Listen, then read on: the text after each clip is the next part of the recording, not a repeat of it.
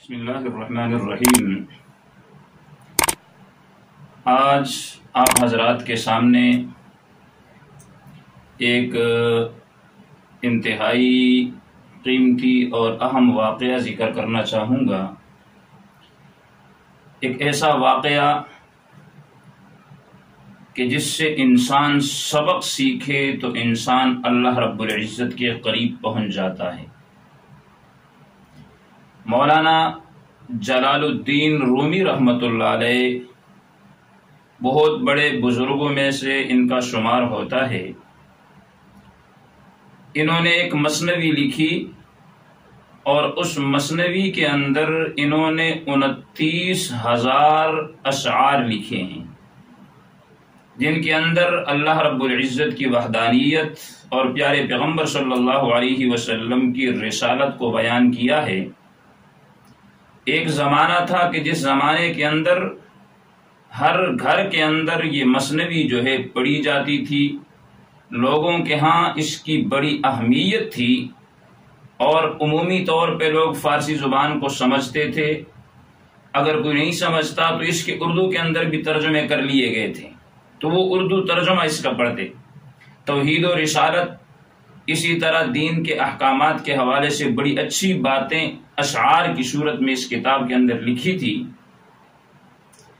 اسی کے مثنوی میں مولانا جلال الدین رومی رحمۃ اللہ علیہ ایک واقعہ نقل کرتے ہیں سلطان محمود غزنوی رحمۃ اللہ علیہ کا، اور اصل میں انہوں نے جو واقعہ نقل کیا اس کا پس منظر یہ تھا کہ ابلیس پر چوٹ لگانے کے لیے کہ کاش وہ اللہ رب العزت کے حکم کو مان لیتا، دیگر جو اس کی اپنی ایک تکبر، عناد، بغض تھی اس کو ختم کر دیتا تو وہ بھی کامیاب ہو جاتا۔ دیکھیں، دنیا کے اندر بڑے بڑے بادشاہ گزرے ہیں، جن میں سے چند ایک بادشاہ جو ہیں وہ بڑے نیک گزرے ہیں، جن میں سے سلطان الب ارسلان سلجوقی ہے، سلطان صلاح الدین ایوبی ہے، اسی طرح بایزید یلدرم ہے، اسی طرح سلطان محمود غزنوی رحمۃ اللہ علیہ۔ سلطان محمود غزنوی رحمۃ اللہ علیہ نے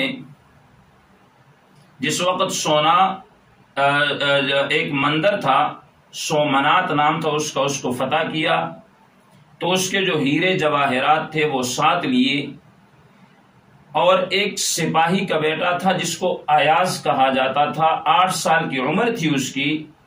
اس بچے کو سلطان محمود غزنوی ہمیشہ تخت پر اپنے ساتھ بٹھا دے تاکہ یہ امور مملکت کو سمجھے، اور یہ ایاز جو تھا بڑا ذہین آدمی تھا۔ تو اس پر جو دیگر وزراء تھے انہوں نے اعتراض کرنا شروع کر دیا کہ سلطان، آپ اس چھوٹے سے بچے کو اپنے ساتھ کیوں بٹھاتے ہیں، اس کی کیا وجہ ہے؟ تو سلطان محمود غزنوی رحمۃ اللہ علیہ نے کہا کہ اس بچے کے متعلق جو میں سمجھتا ہوں وہ تم نہیں سمجھتے۔ بہرحال انہوں نے ایک منصوبہ بنایا اور منصوبے کے تحت اپنے وہ ایک وزیر سے کہا کہ جب دربار لگ جائے تو ایک چوڑا پتھر تو نے لا کے میرے سامنے رکھ دینا ہے۔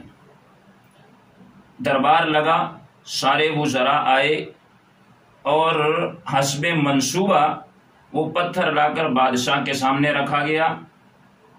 تو بادشاہ نے اپنے جیب سے ایک قیمتی ہیرا نکالا اور اس پتھر پہ رکھ دیا۔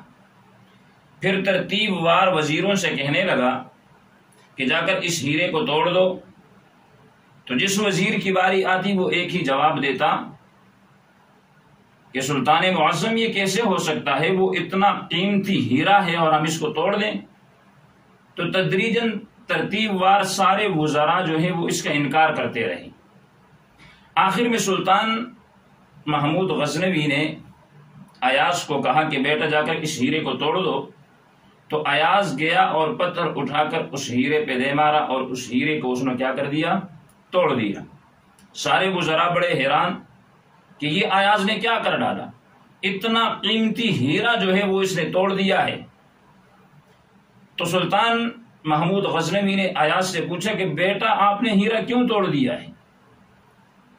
تو سلطان جو ایاز تھا اس نے بڑا قیمتی جواب دیا اور ایسا جواب دیا کہ سونے کے پانی سے لکھنے والا جواب دیا کہ سلطان، ایک طرف تو قیمتی ہیرا تھا، دوسری طرف آپ کا قیمتی حکم تھا، اگر میں ہیرا نہ توڑتا تو آپ کے حکم کی نافرمانی ہو جاتی، آپ کے حکم کی جو قیمت تھی وہ ختم ہو جاتی، آپ کے حکم کی کوئی وقت لوگوں کے سامنے نہ رہتی، تو میں نے آپ کے حکم کو بجا لانے کے لیے اس ہیرے کو توڑ دیا۔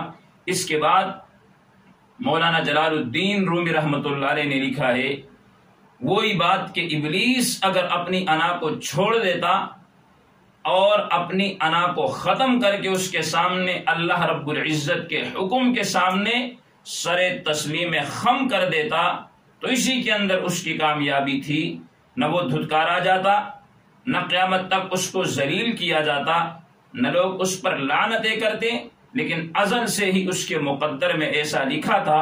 ہمارے لیے اس کے اندر یہ سبق ہے کہ ہمیں ہمیشہ اللہ رب العزت کی احکامات کو اپنی خواہشات، اپنی منمانیوں اور اپنی مرضیوں پر ترجیح دینا ہوگی۔